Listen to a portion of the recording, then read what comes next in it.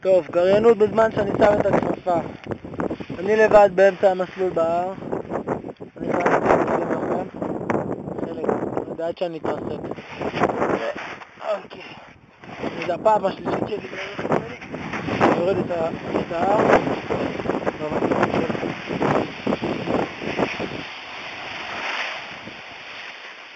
משנים צדדים, מסתכלים לכיוונים שונים.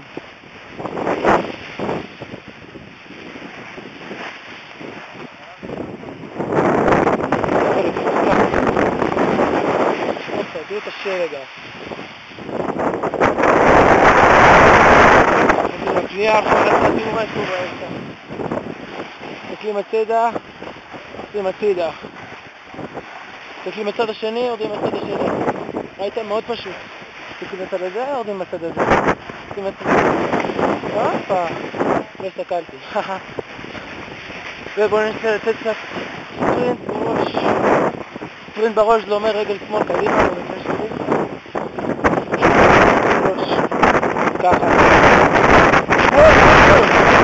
הופה. טוב, זה לא נקרא התרסקות. כי זה בכלל.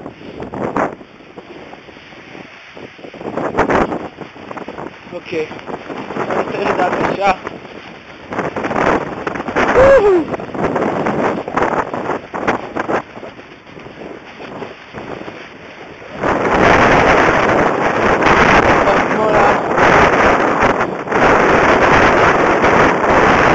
אתם לא מבינים איזה כיף זה. שקל.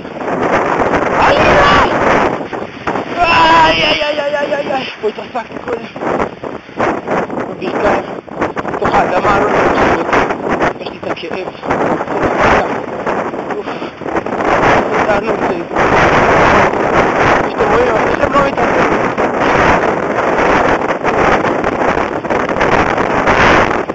וואי, זה כיף. גלימה ונמשיך. תקל, הופ, סובב את הבורד, הופ. כמעט סטינו.